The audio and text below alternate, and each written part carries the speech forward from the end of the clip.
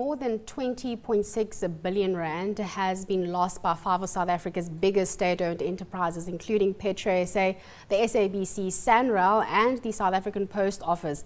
PetroSA recently reported a record loss by parastatal. This was for the amount of 14.5 billion rand. The bulk of this has been attributed to a failed exploration project off the coast of Mossel Bay that cost them over 12 billion rand. But I'm joined by Finweek editor Jana Marais to discuss the implications of PetroSA's poor financial performance. Jana, this doesn't look good. Maybe just give us some context. What went wrong with PetroSA?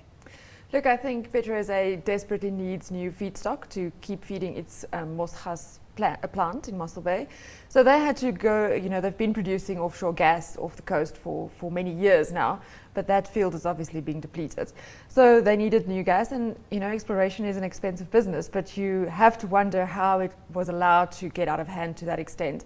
And I think there's serious governance issues at PetroSA that needs to be addressed. If you look at the turnover of not only CEO and COO level, but also just board members in general. And I think that's a theme that you see running through a lot of these parastatals that are in trouble. A theme it is. Like you said, PetroSA is not the only one in trouble. What are the issues here? Boardrooms, yes, but what else? Yes, I think sometimes it's also just bad business decisions. You look at the South African Post Office that's been crippled by labor issues, and you wonder, you pay your CEO so much money, why can you not sort out this things like labor strikes? You look at the SABC's results, it's sometimes they just make decisions that doesn't make commercial sense.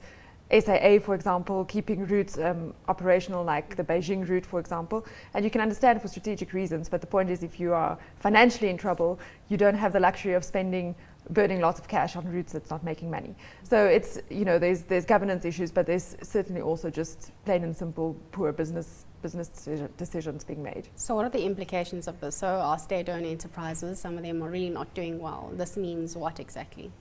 Look, I think I was thinking about that question a while, and I think ultimately it comes down to confidence. You look at the SABC, one of their big challenges are that people are not paying their TV licenses, and you can understand it, because if all you read is how things are being mismanaged, why would you want to pay your license and give them more money to mismanage?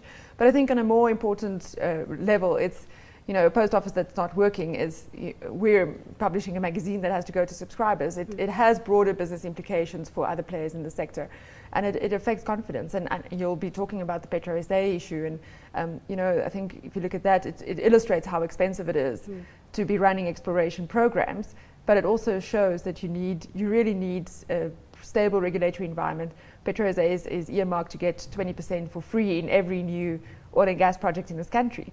So you have to ask, from a reputational risk perspective, if you're the likes of Sasol or Shell or BHP Billiton, would you want to be partnered with a company where there's clearly a reputational risk and problems? Jana, thanks so much. I'm pretty sure this is going to be a conversation that we'll be carrying on for weeks and months and maybe years to come if we don't sort it out. Thanks so much to Jana Marais. Of course, she's the Finweek editor. Next up, let's take a look at the trend of the week.